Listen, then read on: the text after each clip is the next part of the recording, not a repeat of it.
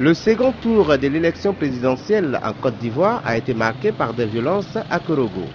Du lieu de vote de l'école primaire Soba dans le quartier du même nom, à l'école franco-arabe en passant par les collèges Lonia et Pépé Nanguin et Pépé Aosabougou, Primafolo, etc., les militants, représentants et superviseurs de la majorité présidentielle ont été sauvagement battus par une horde de jeunes gens qualifiant de traîtres les partisans du président Laurent Gbagbo. J'avais porté mon tricot. Donc quand ils sont arrivés là, ils se sont arrêtés. Mais là, il y a des gens qui disent que non, le 4 décembre, ils vont venir annuler le tricot sur moi. Quel tricot? C'est le tricot de Gbagbo.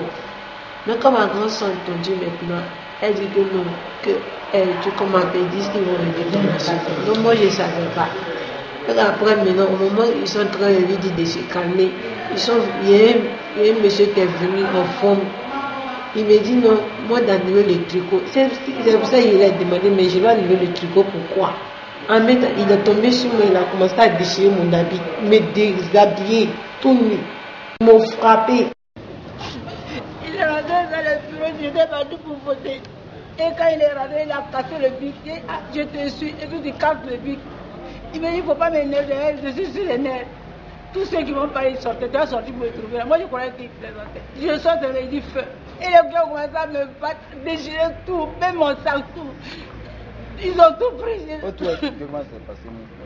Ils m'ont déshabillé, ils ont enlevé même mon sac, l'argent des gens, ils m'ont tout pris. Ils m'ont frappé, ils m'ont traîné. Il faut qu'on me tue. Pourquoi j'ai dit que pourquoi le monsieur a cassé le pied? Même s'il fait un bic, il va casser. C'est tout, on ne s'est même pas insulté. Il dit si tu sors, il ne faut pas sortir, si tu sors, on va te frapper ici. Tous ceux qui brochent ici, ils vont les frapper. Nous sommes très malheureux aujourd'hui à Korogo devant les agissements tout à fait inqualifiables de nos opposants. Ils ont été extrêmement violents. Ils ont été jusqu'à tabasser des dames. Certaines sont à l'heure actuelle à l'hôpital, au CHR de Korogo. Nos représentants dans les bureaux de vote ont été pour la plupart chassés. Un petit village du nom de Cheleka, tout le monde est parti de là-bas. Dans les bureaux de vote comme celui de l'école franco-arabe à Koko, mais c'était quelque chose de tout à fait extraordinaire. Quand je m'y suis rendu, il y a eu 2 blessés dans mon cortège, le chauffeur et un autre occupant du véhicule. Et dans plusieurs autres bureaux, notamment le bureau du Soba, il y a eu des bagarres, il y a un véhicule qui est en train de brûler là-bas.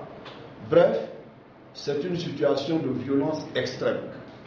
Donc nous, en responsable, nous avons décidé de retirer tous les représentants du candidat de la LMP, avec les conséquences juridiques que la Cour constitutionnelle va en tirer.